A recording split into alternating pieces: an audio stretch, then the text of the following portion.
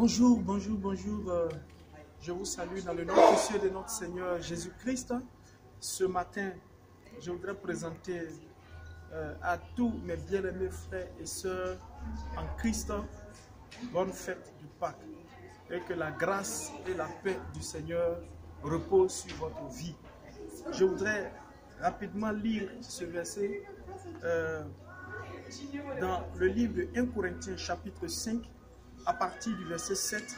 Il est dit: faites disparaître le vieux levain afin que vous soyez une pâte nouvelle, puisque vous êtes sans levain, car Christ, notre Pâque, a été immolé.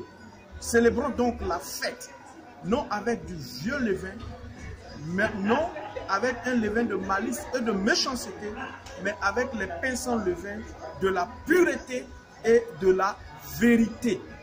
Ce passage ici est question de Christ, notre Pâque qui a été immolé. Juste en quelques mots, je voudrais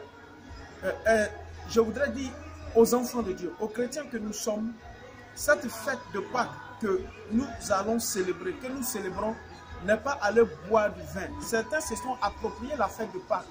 Généralement, on dit: oh, la fête de Pâques, les Baoulés disent: oh, Pâques, nous, ça c'est pour nous.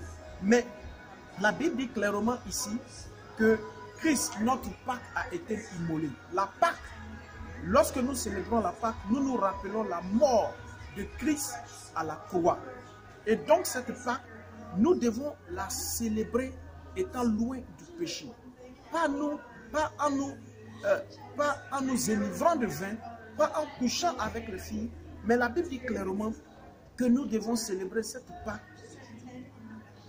être loin de la méchanceté, étant loin de la méchanceté, étant loin de tout ce qui est de malice. Mais notre Pâque que nous devons célébrer doit être une Pâque de pureté et de vérité. Amen, amen. Alors que le Seigneur vous bénisse et que sa grâce et sa demeure reposent sur vous au nom puissant de Jésus-Christ de Nazareth.